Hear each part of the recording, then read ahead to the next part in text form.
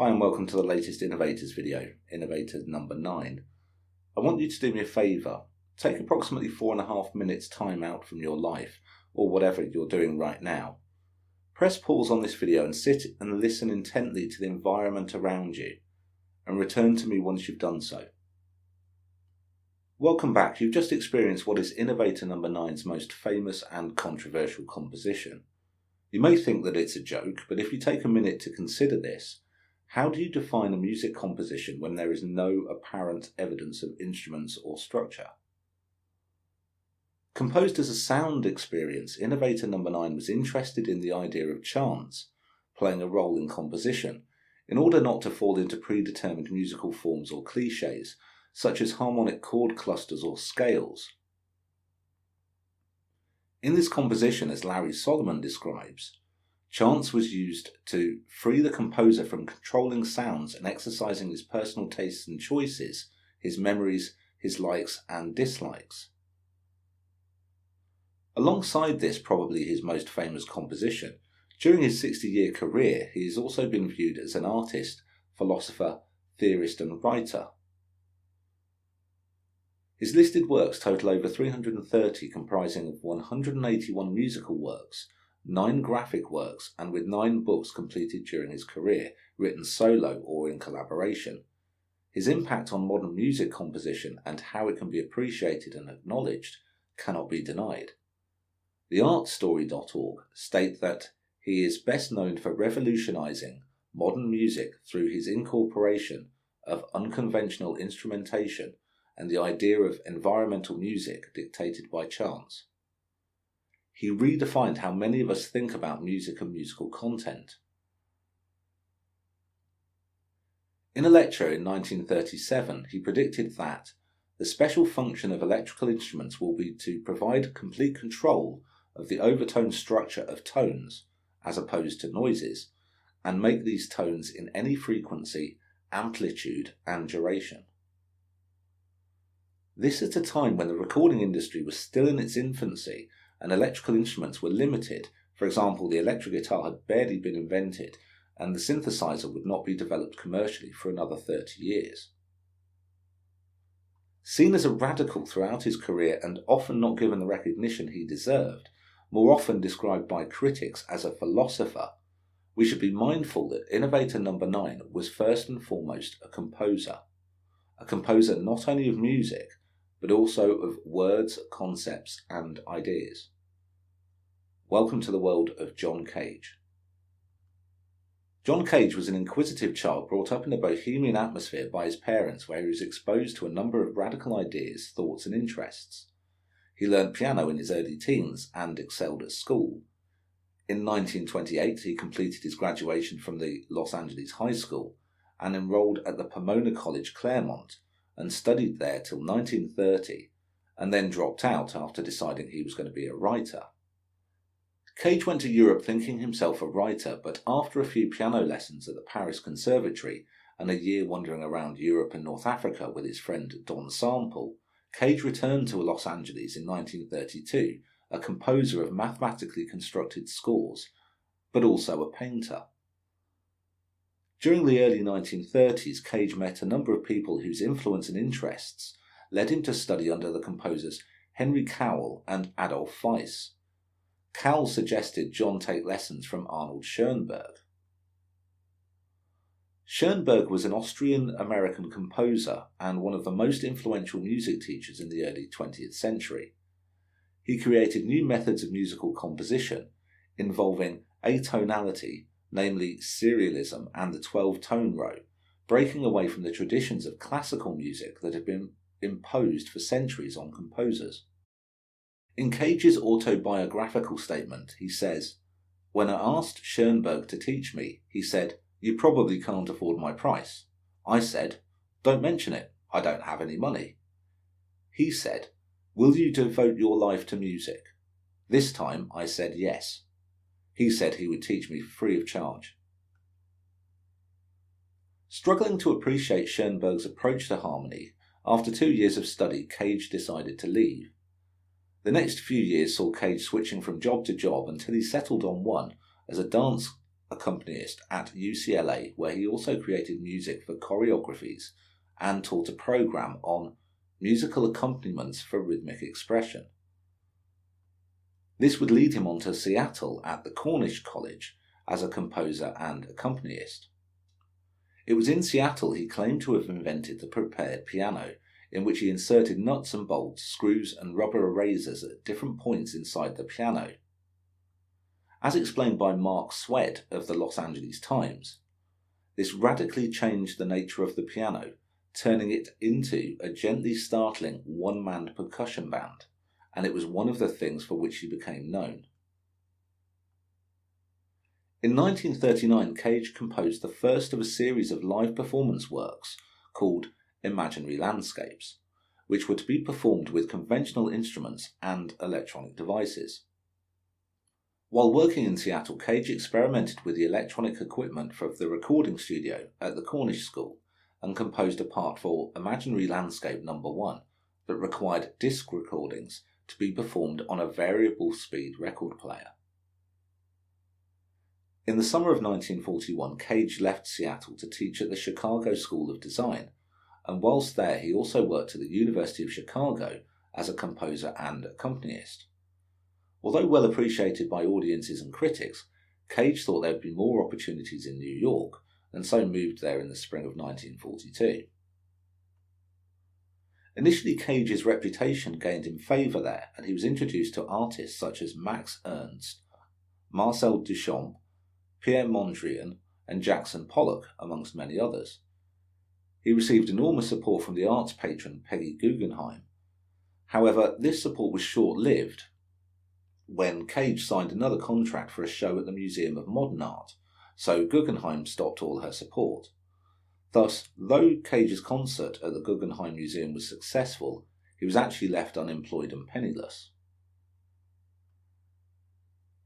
In 1946, he agreed to teach Gita Sarabhai, an Indian musician who had come to the US to learn Western music, and in return, John asked her to teach him about Indian music and philosophy. In the late 1940s and early 1950s, he also attended the lectures on Zen Buddhism.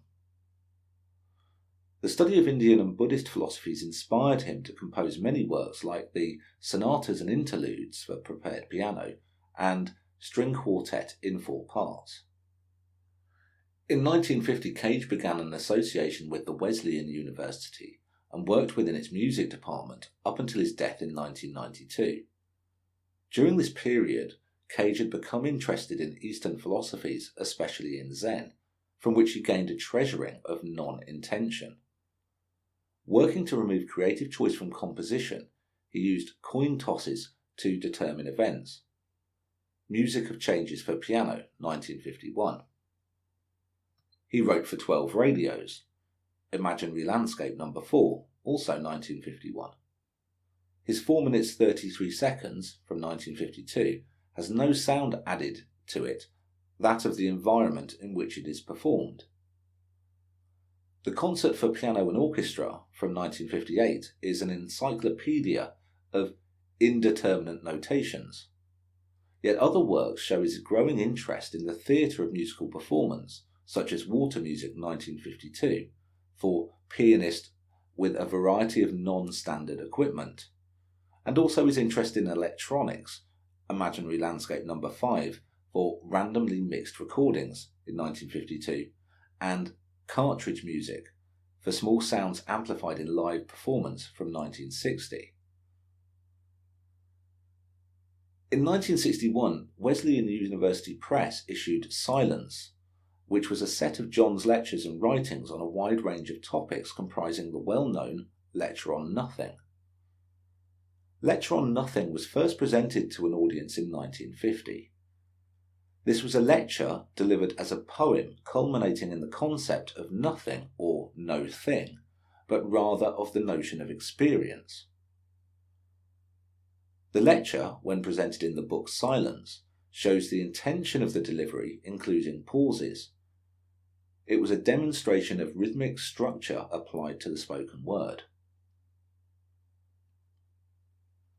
James Pritchett, in The Music of John Cage, points out that Lecture on nothing is an extension of the idea of micro-macro cosmic structure, i.e., the idea of creating an open space of temporal structure where any and everything can happen within a structured duration.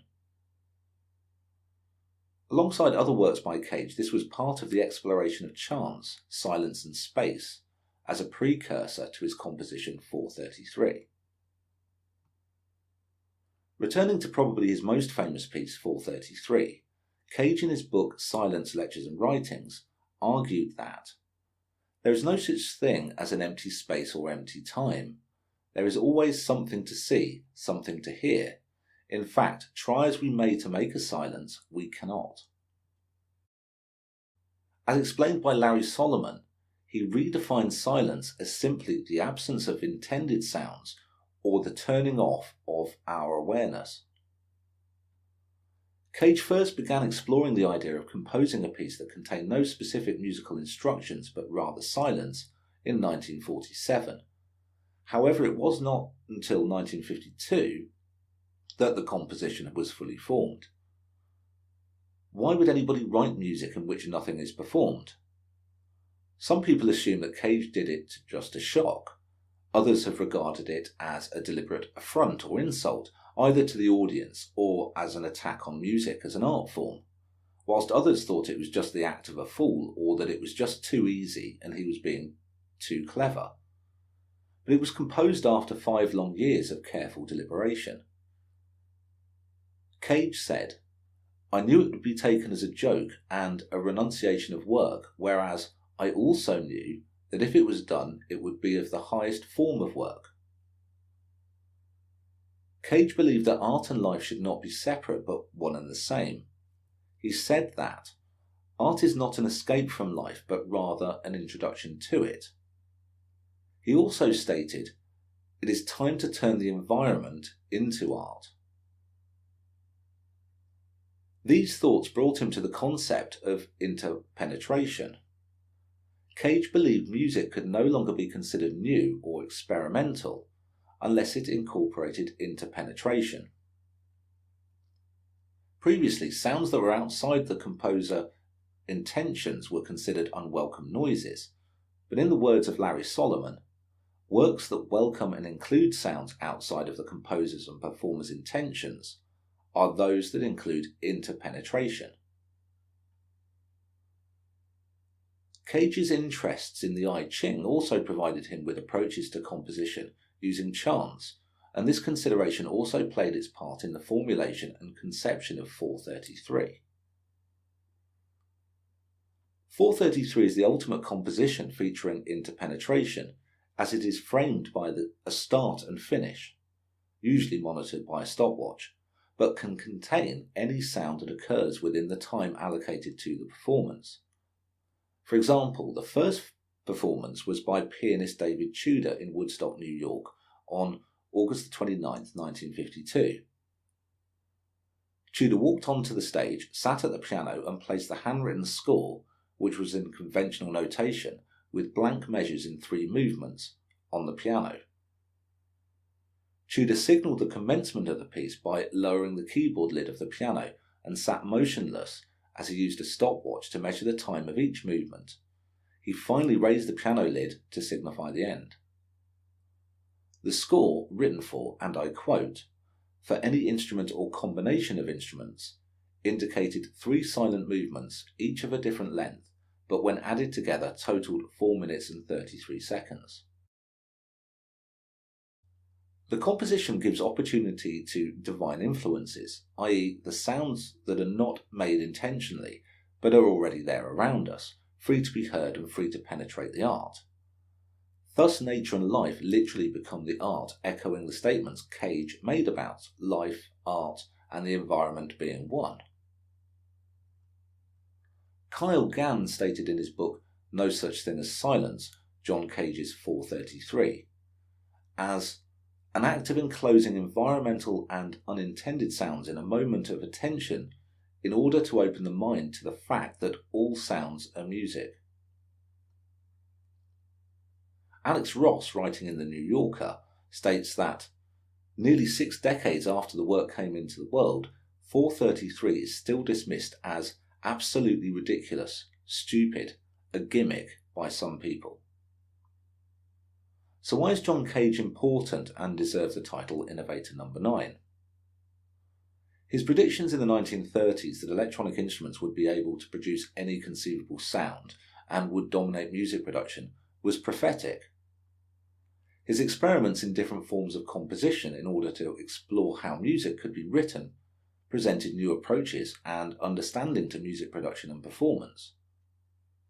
He challenged the status quo and influenced countless forms of new music, particularly within the electronic music scene and musicians as well. Kyle Gann makes a persuasive case that 433 effectively split open the musical scene of the mid-20th century.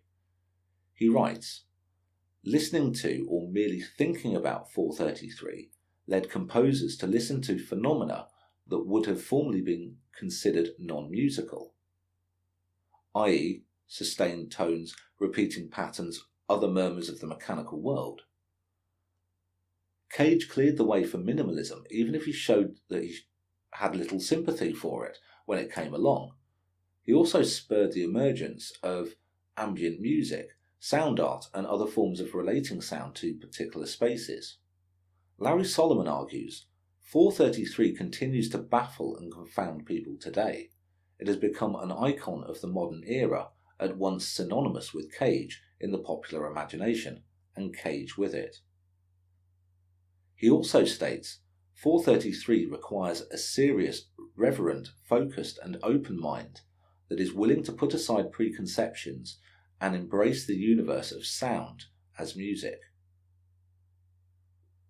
As Cage said himself, if you develop an ear for sounds that are musical, it is like developing an ego. You begin to refuse sounds that are not musical, and that way cut yourself off from a good deal of experience. Mark Prendergast in The Ambient Century suggests that, for Cage, by objectifying art and eliminating purpose, he raised the ideal of music composition to a new spiritual plane. In Modulations, A History of Electronic Music, John Cage is described as probably the most intellectually stimulating modern composer. Cage interrogated fixed ideas of time, space, noise, and what constituted art. I'll leave the final words to John Cage from his book Silence, where he posited the argument: which is more musical, a truck passing by a factory or a truck passing by a music school? Are the people inside the school musical and the ones outside unmusical? What if the ones inside can't hear very well? Would that change my question? Thanks for watching. See you next time.